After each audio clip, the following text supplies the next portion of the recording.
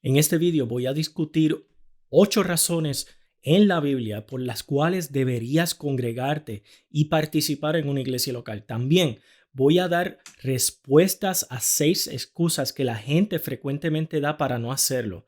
Además, voy a estar compartiendo 10 principios bíblicos que puedes aplicar para encontrar una buena iglesia.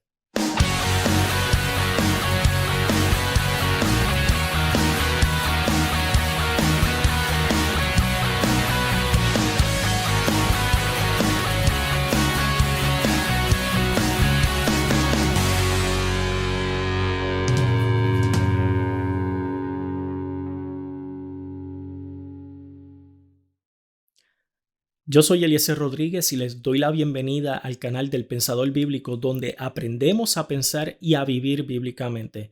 Y si tú también quieres aprender a pensar y a vivir bíblicamente, suscríbete ahora mismo y asegúrate de recibir todas las notificaciones para que no te pierdas ninguno de los videos que estaremos publicando regularmente. ¿Qué dice la Biblia sobre si debes ir o no a la iglesia si eres cristiano? Quiero responder a esta pregunta no con mi opinión o la opinión de los demás, sino con la palabra de Dios, con la Biblia. Pero antes de entrar de lleno en el tema, quiero clarificar algunos términos. Verán, cuando decimos ir a la iglesia, mucha gente piensa en un edificio, pero de acuerdo con la palabra de Dios, la iglesia en realidad se refiere a las personas que creen en Cristo universal o localmente. Con universal me refiero a toda la gente que ha creído en Jesús en el pasado, los que creen actualmente y todos aquellos que creerán en el futuro. Localmente se refiere a todo aquel creyente que vive dentro de un radio determinado cerca de donde usted vive. Otra connotación de la palabra iglesia es el acto de los creyentes de reunirse en un lugar. El edificio, si está vacío, esa no es la iglesia. La iglesia está dispersa, está por todas partes, pero cuando se juntan en un lugar predeterminado, es entonces cuando sucede la iglesia. Así que tenemos 3 connotaciones para la palabra iglesia. Número 1, universal. Número 2, local. Y número 3, el evento o reunión. Por lo tanto, la pregunta bíblica no es si debo ir a cierto edificio en cierto día de la semana. Más bien, debo congregarme con otros creyentes para participar de cierto tipo de actividades de manera regular. ¿Qué es lo que leemos en la Biblia? En la realidad encontramos varias razones. Y número 1, la primera razón por la cual deberías ir a la iglesia de acuerdo con la Biblia es porque Jesús asumió que así lo harías. Lo que quiero decir es que Él habló como si fuera un hecho, que la gente se juntaría como un grupo de creyentes e incluso dio instrucciones al respecto en Mateo 18, 15 al 20 para asegurarse de la efectividad de las reuniones. La segunda razón por la cual deberías ir a la iglesia es porque los primeros creyentes así lo hacían. Se reunían cada domingo y estudiaban las escrituras, oraban y hacían el mismo tipo de cosas que muchas iglesias hacen hoy en día. Así que ese patrón de reunión es asumido por Jesús y tuvo continuidad por la iglesia del primer siglo. La tercera razón por la cual deberías ir a la iglesia, de acuerdo con la Biblia, está en Hebreos 10:25. Verán, sabemos que la iglesia del primer siglo se reunía, pero aquí en Hebreos 10:25, hay una advertencia y dice, no dejemos de congregarnos como es costumbre de algunos, sino animémonos unos a otros y con más razón ahora que vemos que aquel día se acerca. Ese es un mandamiento de Dios para nosotros. Es lo que Dios quiere ver en nuestras vidas, una continua reunión de creyentes. La cuarta razón por la que deberías ir a la iglesia de acuerdo con la Biblia es porque Dios ha ordenado a pastores y maestros. Están ahí para ministrar. En Efesios 4, del 11 al 12 dice que Jesús ha dotado a los pastores y maestros para que puedan traer bendiciones a las personas, para que la gente pueda ir y hacer el trabajo del ministerio. Estudia el verso por ti mismo, te darás cuenta que es muy claro que Dios es el que ha establecido este asunto de la iglesia y es su idea tener a ciertas personas capacitadas para enseñar. La quinta razón por la que deberías ir a la iglesia de acuerdo con la Biblia es porque no solo los pastores están dotados como maestros para ministrar al cuerpo de Cristo, también cada persona en la iglesia está dotada con diferentes dones. Así que tenemos todos estos dones, dones de exhortación, dones de ánimo, de sabiduría, palabra de sabiduría. Tenemos todos estos diferentes dones de acuerdo con la Biblia que benefician a todos los creyentes que te rodeas cuando vas a la iglesia. Piensa en lo que te está perdiendo en tu vida cristiana si no vas a la iglesia. Hay momentos en que necesitas ser ministrado por otras personas.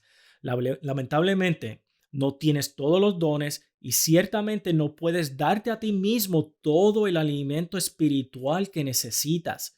Por lo tanto, debes ir a la iglesia. La sexta razón por la que deberías ir a la iglesia, de acuerdo con la Biblia, es porque, afrontémoslo, si estás solo por mucho tiempo, te vas a volver algo raro. En Proverbios 18:1 dice que el que se aísla a sí mismo busca su propio deseo y es egoísta y se levanta contra todo juicio sabio. Hay advertencias en la escritura que dicen, oye, no deberías estar solo. Como Dios dijo de Adán, no es bueno que el hombre esté solo, tampoco es bueno que el cristiano ande solo, aislado de otros cristianos de su comunidad. Nos ponemos raros cuando estamos solos y al estar en una iglesia involucrado en la comunidad nos ayuda a mantenernos en el camino. La séptima razón por la que deberías ir a la iglesia de acuerdo con la Biblia es porque no solo los creyentes tienen dones, tú también. Y como vimos hace un momento, no se trata todo acerca de ti. Vas a la iglesia no solo para recibir, sino a compartir y ministrar a las vidas de otras personas para que seas instrumento de bendición para ellos. Así que tus dones pueden ser algo que mantiene la vida de otros en el camino, y seas instrumento del Señor para algo maravilloso en sus vidas. La octava razón por la cual deberías ir a la iglesia de acuerdo con la Biblia es porque no puedes cumplir los mandamientos de Jesús fuera del contexto de estar alrededor de otros creyentes. Su gran mandamiento es que nos amemos unos a los otros. De hecho, así es la manera como damos testimonio del amor de Dios al mundo, cuando ven el amor que nos tenemos los unos a los otros. Es momento de responder a las excusas más frecuentes que la gente da para no querer congregarse o no ir a la iglesia. He sido herido por la iglesia.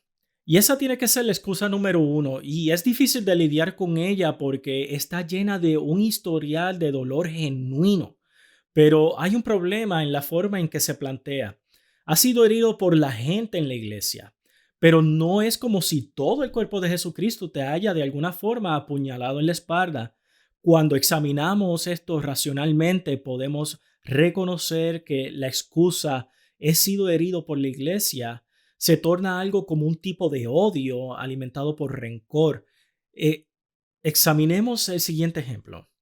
En una familia hay mucho amor. Sin embargo, también hay discusiones, peleas, desacuerdos. Piensa en tu familia por un momento. ¿Cuántas veces peleaste con ellos? Con tus hermanos, con tus hermanas, con tus padres. ¿Acaso no pasa el tiempo y ellos continúan siendo tu familia y los amas? Cuando alguien dice, he sido herido por la iglesia, realmente la persona fue herida por alguien o algunos miembros. Piensa bien en esto.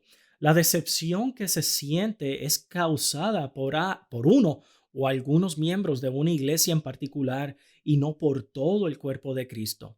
Realmente la mejor solución es hacer un examen del corazón y presentar la situación a Dios y saber que si eres parte de Cristo, eres parte del cuerpo de Cristo.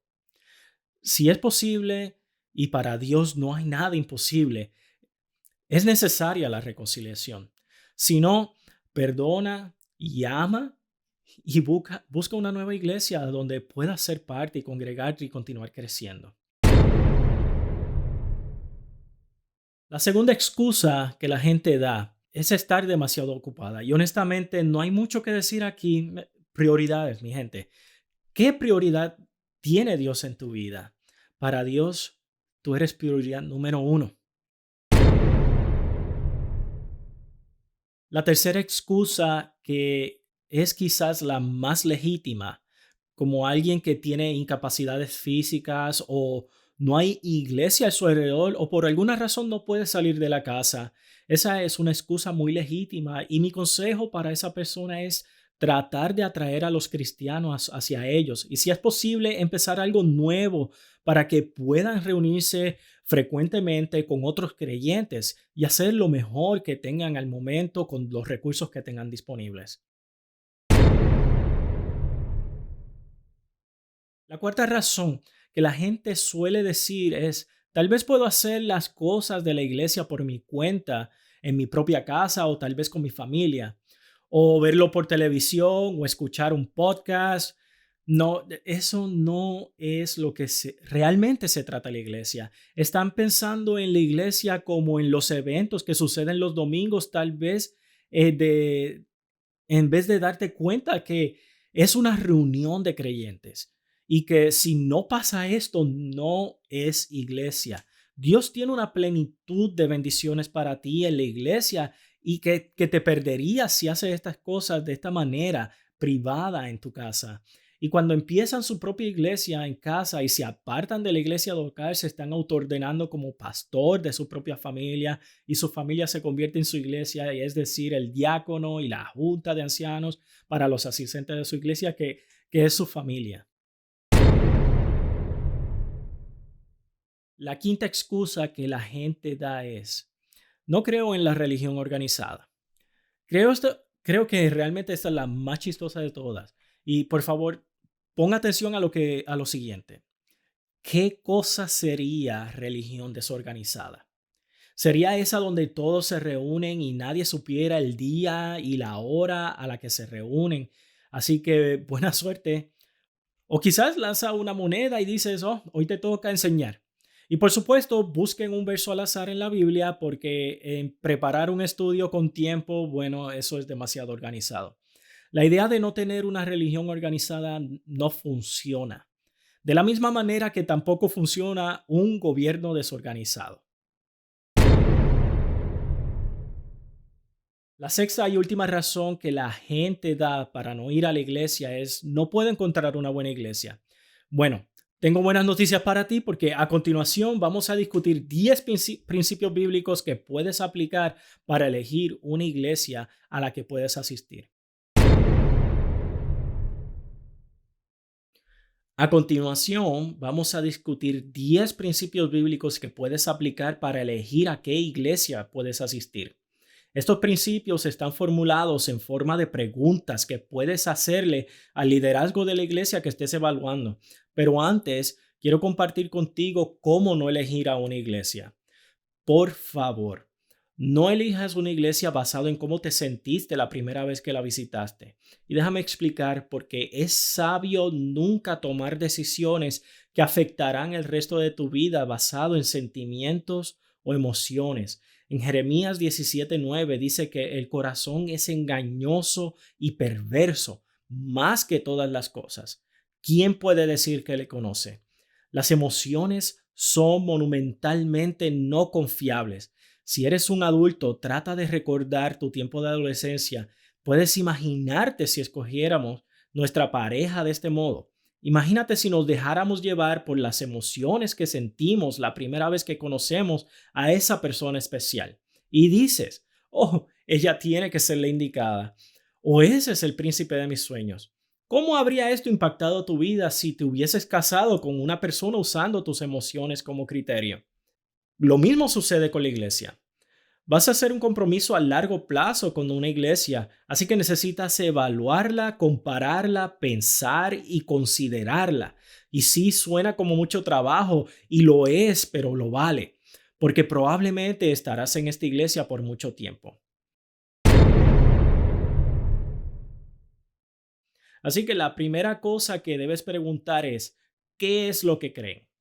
Es muy fácil darse cuenta de una mala iglesia si sus creencias no están fundamentadas en lo que está escrito en la Biblia. Ahora, no toda creencia cristiana es esencial, así que vas a tener que enfocar tus preguntas en algunos temas muy importantes. Por ejemplo, ¿creen en la doctrina de la Trinidad? Esta es la enseñanza de que Dios es tres personas en un único Dios, que el Padre es Dios, el Hijo es Dios y el Espíritu Santo en Dios y aún solo hay un único Dios. Esta enseñanza está intacta y sólida en esa iglesia. ¿Qué es lo que creen acerca de la Biblia? ¿Es inspirada y autoritativa de la palabra de Dios o tienen otra cosa por encima o al mismo nivel que la Biblia?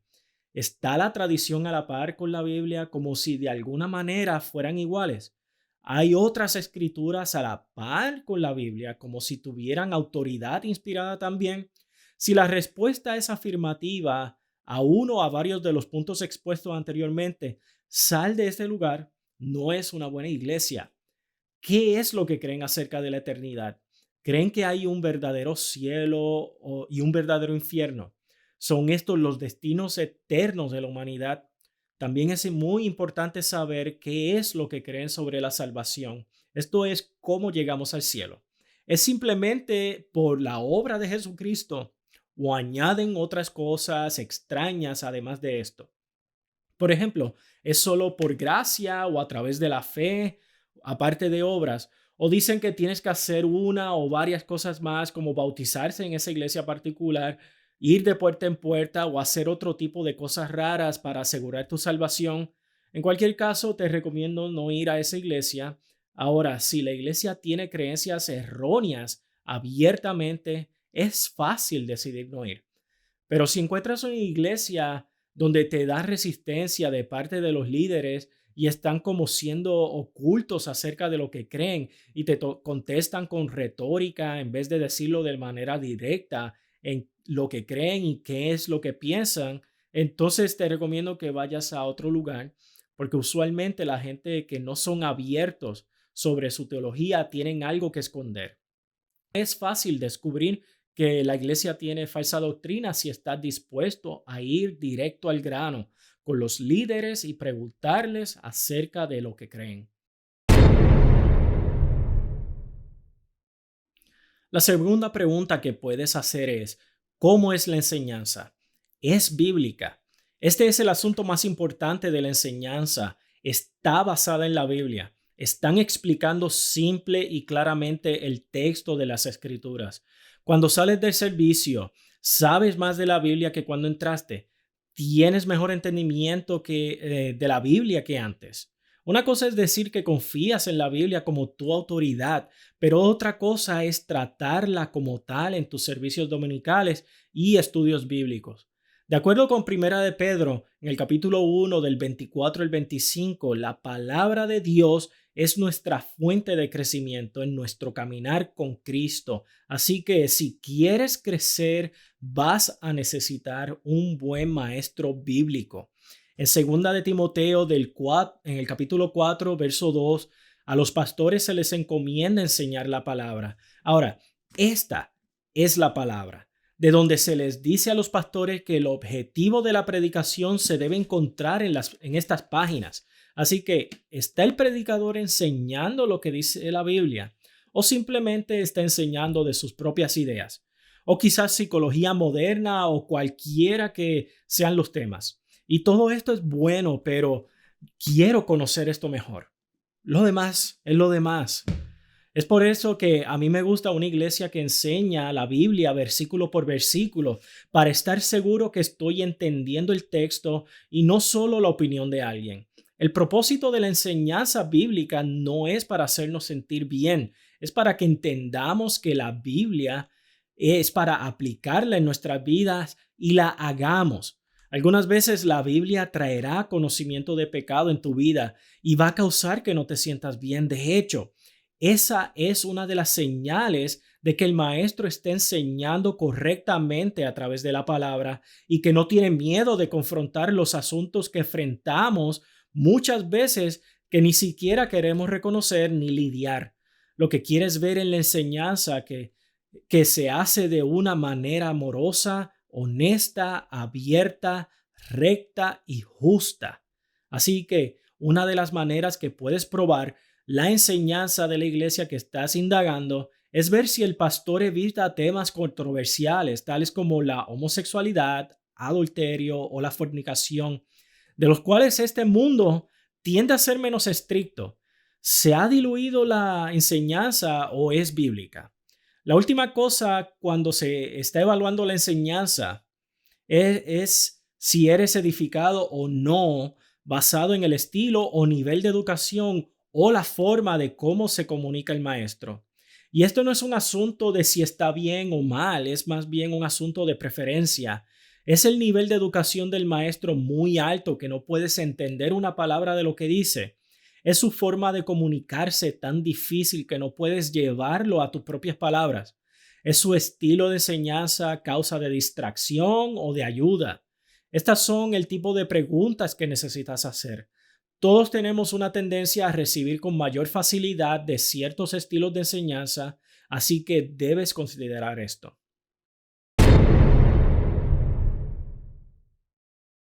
La tercera pregunta que debes hacer y va a ser acerca de la adoración. Y aquí va la pregunta.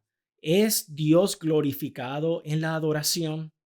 Y puedo responder a esta pregunta diciendo, es la letra, la lírica, es bíblica. Las palabras que están en la pantalla que estás cantando son bíblicas. Puedo decir esto con una clara conciencia para el Señor porque son verdad.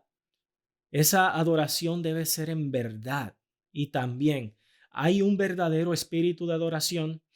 ¿Es solo repeticiones de frases emocionalmente cargadas o hay un sentido de adoración en lo que, en lo que se está haciendo? Y esto no tiene nada que ver con el estilo de la música, más bien tiene que ver con la adoración a Dios con todo tu ser. Si el estilo musical es importante hasta cierto punto, pero mi consejo es que hay cosas mucho más importantes y espero que dejes a un lado el tema del estilo musical y participes de la alabanza tal y como es, siempre y cuando realmente glorifique a Dios. La cuarta pregunta que puedes hacer es sobre el ministerio de los niños. Muchas de las iglesias tienen niños y que pasan mucho tiempo separados del ministerio para adultos, lo que puede ser muy beneficioso, pero esto significa que van a tener que saber qué es lo que está pasando en este ministerio para niños o jóvenes. Es lo mejor para sus niños, así que la mejor pregunta y la número uno que vas a hacer para este ministerio de niños o jóvenes es simplemente esta. ¿Disipulan o meramente entretienen? Queremos que nuestros estudiantes y nuestros niños sean edificados en el camino de Cristo, que se les enseñe a su nivel de edad y ser constantemente desafiados a conocer y seguir a Jesús. Así que entrevisten al líder del ministerio de niños y del ministerio de jóvenes. ¿Disipulas? ¿De qué manera disipulas? ¿Qué expectativas pueden tener mis hijos cuando vienen aquí? ¿Qué puedo esperar que mi hijo sepa cuando salga de aquí?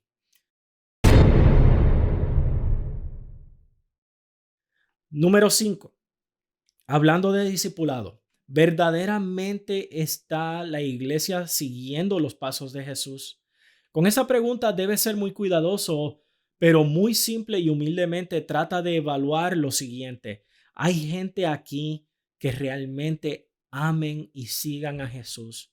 Porque te vas a plantar en medio de ellos y vas a hacer amistad con ellos y eventualmente vas a imitarlos en cierto modo. Así que mi consejo es Rodearte de gente que solo ame a Jesús. Involúcrate en la vida de las personas que son más espirituales que tú, para que en cierto modo, al plantarte junto a ellos, crezcas a esa altura. Cuando un árbol es plantado junto a arbusto, no crece muy alto porque realmente no lo necesita para conseguir luz. Pero cuando un árbol es plantado donde hay un dosel y es muy alto, usará toda su energía para ser tan alto como pueda ser, para poder atravesar tan solo un poco más alto que los árboles a su alrededor para conseguir la luz. De la misma manera, cuando me planto junto a cristianos piadosos que espiritualmente solo aman a Jesucristo, entonces estoy inspirado también a alcanzar ese nivel de altura espiritual. Así que, ¿esta iglesia sigue a Jesús?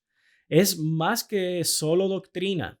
Hay una obediencia a Cristo que es práctica, un verdadero amor por Cristo en sus vidas. Y si esto es así, esta es una gran marca de aprobación para esta iglesia. La sexta pregunta que vas a querer hacer es, ¿qué hacen para alcanzar la comunidad? Porque predicar el Evangelio y hacer discípulos resume el llamado de Jesús a la iglesia. ¿Qué hacen para alcanzar y anunciar el Evangelio? Es el Evangelio presentado por este cuerpo de creyentes. Esto puede suceder de muy diferentes maneras y no se quiere restringir a un estilo particular. Simplemente está sucediendo. Están haciendo algo por mínimo que parezca. Eso puede ser por medio de misiones que apoyan o están involucrados a nivel local y oportunidades. Quizás hay un servicio que solo sea para alcance. Quizás el alcance se hace en las predicaciones del domingo. Quizás la congregación es muy activa en repartir tratados y dando testimonio en sus vecindarios o en sus comunidades locales. ¿Está la iglesia alcanzando a la comunidad? Y si es una alta prioridad para la iglesia, porque debería. La séptima pregunta que puedes hacer a esta iglesia es si puedes convivir con esta gente. Ahora, verdaderamente es muy importante que no solo nos presentemos el domingo y nos vayamos rápidamente una vez haya terminado el servicio. De hecho, esta es una muy mala práctica en nuestras iglesias hoy en día. Es necesario involucrarse y relacionarse con los diferentes miembros de la iglesia. Es importante encontrar ese pequeño grupo de personas dentro del contexto mayor de la iglesia en general, con quienes puedes pasar un tiempo de convivencia. Es por eso que también es importante que la iglesia tenga un programa estructurado de estudios para grupos pequeños. Esto puede ser estudios bíblicos en las casas o en cualquier otro lugar asignado. En resumen, ¿está la iglesia lo suficientemente cerca para que puedas tener convivencia con sus miembros? Si tienes que manejar 80 millas para llegar a la iglesia el domingo, no va a haber manera alguna para que puedas convivir con sus miembros de manera regular. Serías como un extraño para ellos. Quizás te gusta la enseñanza, pero la enseñanza solamente no la hace una buena iglesia. Se supone que deben ser parte de esta comunidad de personas. Esta se convierte en una familia, en tu familia extendida en Dios. Así que, ¿está la iglesia lo suficientemente cerca de ustedes? ¿Están los horarios de servicio a los que puedes llegar y asistir? Y mientras observan a las personas que son miembros de esta iglesia, hay gente que están dispuestos a conocer y establecer una relación. Esto es bien importante, así que ténganlo en mente. La octava pregunta que vas a querer hacer de cualquier iglesia que estés evaluando es si son raros. Y sí, esta es una pregunta real que todos debemos hacer porque sabemos que hay iglesias raras allá afuera y no conozco otro mejor término. Y la rareza de la iglesia usualmente recae en dos categorías. Una es el énfasis demasiado en ciertas doctrinas. Esto puede ser un énfasis exagerado en los dones del Espíritu Santo hasta llegar al punto de la rareza, donde quizás no están siguiendo lo que ya está establecido en la Biblia en Primera de Corintios en el capítulo 14. Esto puede ser un mayor énfasis en ciertos temas políticos o también puede ser un énfasis exagerados en temas que no son esenciales de la doctrina cristiana o de la vida cristiana. Otra área en que las iglesias pueden ser raras es lo que llamamos pastoreo. Y el pastoreo puede ser algo bueno, pero en este sentido estamos diciendo es cuando los pastores de la iglesia de alguna manera controlan demasiado las vidas de las personas y miembros de esta iglesia. Como ministro del Señor, tal vez puedo dar alguna consejería, orar por las personas, impartir alguna enseñanza, pero no tomo decisiones por ellos. Y si alguien en esta iglesia lo está haciendo, eso es raro. Dinero. Esta es otra área donde la iglesia puede ser rara. Si están pasando el plato 2 o más de 3 veces, váyanse de ahí. Debería ser muy obvio para ti si esta iglesia está obsesionada con el dinero y si todo gira alrededor del dinero. Si es así, huye, sal de allí. Solo usa tu sentido común y ve a otro lugar. Otra forma en que una iglesia puede ser rara es ser demasiado exclusiva. No quiero decir que se aferren al evangelio. Necesitamos aferrarnos muy fuertemente a eso. Más bien que ellos piensen que su iglesia es la única y que lo que hacen es lo correcto y que cualquier otra iglesia está mal, diciendo que ellos son los que son y no hay otra iglesia que tenga la verdad. Y eso, mis amigos, eso es raro. La novena pregunta que deberías hacer es, ¿puedes servir en esta iglesia? Asumiendo que tienes algo de tiempo para involucrarte en esta congregación local y espero que lo tengas, ¿puedes servir? Hay oportunidades para que puedas ministrar y si puedes observar a la iglesia y decir, aquí es donde puedo ayudar, aquí es donde me puedo involucrar, hay un deseo ardiente de querer servir en esta tal cosa, quiero bendecir, quiero ayudar, esa es una señal muy a favor de esta congregación. La décima y última pregunta que puedes hacer de una iglesia es si es tu mejor opción. Así es, no puedes ser muy estricto con estos principios. Verdaderamente tienes que escoger tu mejor opción y extender gracia en las áreas donde esta iglesia se puede quedar corta. Mientras debemos usar discernimiento al escoger una iglesia a dónde ir, no queremos necesariamente ser jueces y críticos de iglesias. Sin embargo, lo que queremos es escoger la mejor opción disponible para nosotros y comprometernos con amor y gracia con esa congregación local de creyentes, involucrándote en el servicio, en relaciones, en absorber la enseñanza y caminar fuertemente junto con Jesucristo, con esa comunidad local de personas. Esto nos mantendrá fuera del peligro de saltar de iglesia en iglesia, donde vamos de una iglesia por unos meses y después vamos a otra iglesia por un año y después a otra iglesia por otros 2 años y a otra iglesia por unos meses. Saltar de iglesia en iglesia es una enfermedad peligrosa y la cura es encontrar la mejor iglesia en su área y comprometerse. Muchas gracias por ver este video y si les gustó, dale al botón de me gusta. Comenten, compartan el video para que otra gente sea capaz de recibir bendición de este estudio. Y si tiene alguna idea para futuros videos que les gustaría que haga, por favor háganmelo saber. Revisaré los comentarios en la parte de abajo. Muchas gracias y muchas bendiciones.